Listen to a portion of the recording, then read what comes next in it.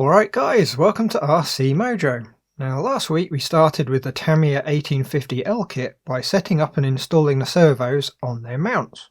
So this week we're going to put the chassis rails together and mount the servos. So starting with step 3, let's get going. Metal bits first then, and first up are two M3 press nuts. Now they're round rather than hexagonal, and on one side they have some teeth that dig into the plastic to keep them in. There's two M3 washers, two M2 by 12s, and we need four 3x8 self-tappers. For the plastic bits there's a C19, one of the rear cross members, and there's an M4, M6 and M7 that make up the rear chassis extension. Now we're going to do the chassis extension first, just to get rid of the self-tapping screws. All we need to do is attach the two chassis extensions, M6 and 7, to the side of the rear cross member, M4. It's easy enough to get them the right way round. The sticky out bit goes out towards the bottom. In the case of the extensions, it's the leaf spring mounts, and for the cross member, it's the bumper mount. Install the four 3x8 self-tappers and leave them just a little bit loose for now. All the holes are big enough that you can build a fairly impressive twist into it if you're not careful. Next we've got those press nuts to install, and first we pop a washer over one of the M3 screws, run the screw through the cross member and start threading on the nut. The nuts have recesses that they dig into, so you'd have to try pretty hard to get them the wrong way round. Once the nut's threaded far enough on that it starts to bite into the plastic, you can really start tightening the screw. It takes a good few turns to get it all the way in, and you'll feel the screw getting really stiff. But keep going until you can feel the nut bottom out. It's fairly subtle, so you need to be careful.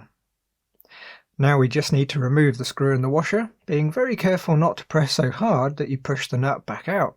Once the screw is spinning freely, you shouldn't need any pressure at all. Repeat on the other side, and we've got two press nuts installed. The screws and washers can go in the excess parts pot, as we're not going to be needing them again. Now this is one of those bits that's just a little bit better quality than the Hercules Hobbies kit. Visually the cross members and the press nuts are identical to the Tamiya, but the tolerances are just not quite as nice. So once you have the press nut in, if you breathe too hard near them, they might fall straight out. It's not the end of the world, but it's one of those things and consistencies that make Tamiya kits that much more expensive. Step 4 then, mounting the front bits to the chassis rails. We've got the frontmost leaf spring mounts, the bent bits and the flat bits, two damper mounts, four 3x12 self-tappers, and six M3x6s. We're going to need a couple of plastic bits too. First there's two F11s, the little rectangular spacers, two C5s for the self-tappers to thread into, and a C15 which acts as a guide for the shift linkage. That just leaves the chassis rails, which are taped together. Now they're marked L and R for left and right, and there's a few different holes on each of the rails. The right rail has the hole for the bottom mount for the shift linkage guide, and further back it's got three holes for one of the fuel tanks. Once the protective films are peeled off, the rails are ready to go. Now as you'd imagine, for a Tamiya kit, it's all nicely finished with no burrs, and all the holes that are threaded are nice and clean. What we'll do then is put one of the rails together here in the video and do the other one off camera. Other than the shift rod guide, they're just a mirror image of each other. First for the leaf mount, we need to stack one of the bent bits with one of the flat ones, and to make it easier to keep the bits together, we can pop two of the self-tappers through the holes. Now on the inside face, we can slide on one of the thin F11 spacers. The assembly now offers up to the front of the rail. Carefully match up the holes with the diagrams to make sure you've got the right end. The screws thread into the plastic C5s. Now it's a bit tricky to get them in. The best bet is to screw one of the screws in a turn or so, then start the other one to stop the C5 part from spinning freely. Now we just need to tighten up the screws a bit at a time until they're nicely nipped up. Next are the damper mounts, which fit just a bit further back on the rails in the two holes along the centre line of the rail. The mounts, the screws and the rail are all metal, so these are good ones to use a little bit of thread lock on. Once they're fitted with all the other bits on the chassis, the cab and the wheels, they're a bit of a faff to get at to retighten. The other rail can be built to the same stage now with the leaf mounts and the damper mount. which just leaves the fitting of the shift rod guide on the bottom edge. It just lines up with the 2 threaded holes and uses the last 2 M3 screws. So that's step 4 done. On to step 5 now, putting the rails together. We're going to need 2 M3 nylock nuts and 15 3x8 self-tappers. For plastic parts, we've got a C1 and C2 crossmember, along with the one that we put together in the last step. We'll also need the rear chassis extension and the gear shift servo on its mount. What we're going to do is fit all the crossmembers to one side of the chassis, starting with the front one. It uses 2 of the self-tappers, and for now we want the crossmember to be able to freely flap around in the breeze. Same goes for the other ones too. The second crossmember only uses the 1 screw per side, but before we fit it we need to press in the 2 nylock nuts. There's a hex-shaped hole in each end for them to go into. If they're a bit tight, use something flat and metal to help press them in so they're flush with the outside face. The third crossmember has 1 screw per side too. This is the one that we press the press nuts into in the last step. And right at the back we've got the chassis extension, which uses 2 more screws. Back up at the front end, and we need to fit the shift servo. On this side it only uses a single screw to mount, which is why we had an odd number of screws to start with. Remember, we want all the bits to be able to wobble freely, so don't be tempted to do them up just yet. Next, the other chassis rail goes on, fitting all the screws to the cross members. Now initially make them all a little bit loose, but with everything installed. Then start tightening them a little bit at a time, going from one corner to the next. Look up head bolt tightening for full-size cars if you want a guide. What's good enough to hold the top on an engine works rather well for things like this too. Once they're all nipped up, you should have a nice straight chassis, although there's quite a big gap between the front member and rear ones, so it's always going to be a bit more flexible than would be ideal, but you can get it as close as possible. Step 6 now, and as you might notice by the sudden change in lighting, I put this one off while topping up the camera battery. Making those linkages is really never much fun. Anyway, metal bits. We start with a couple of bushings, an 1150 and an 850. For the steering, these do work okay, however the bearing kit we have from RC Bearings has some proper bearings in it to replace them. Not metal, but we need 6 5mm rod ends. We need a silver 5mm ball end and a shorter brass one.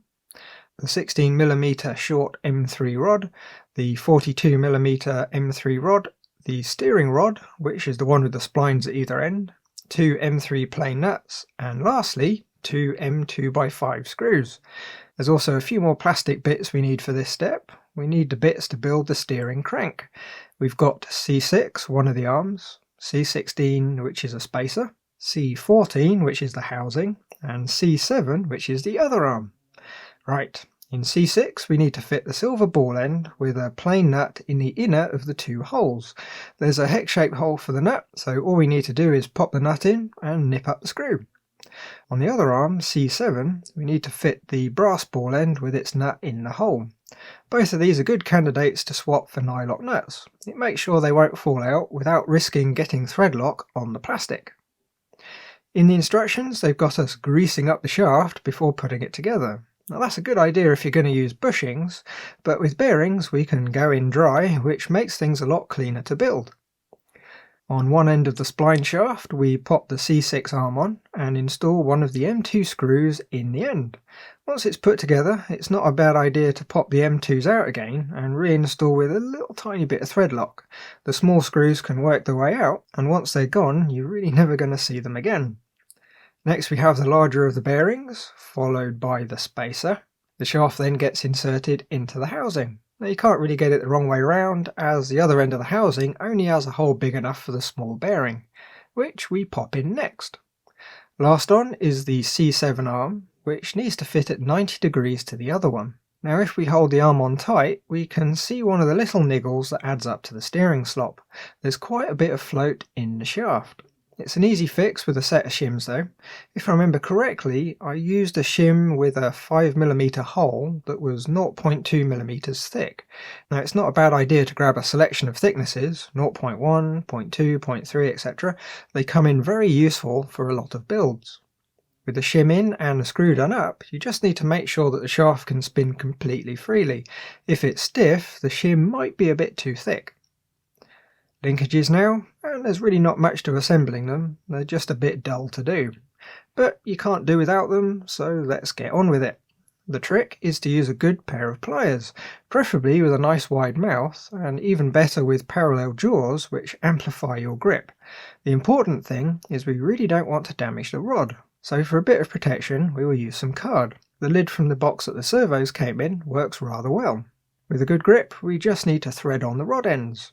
Rinse and repeat 5 more times and we've got a set of linkages.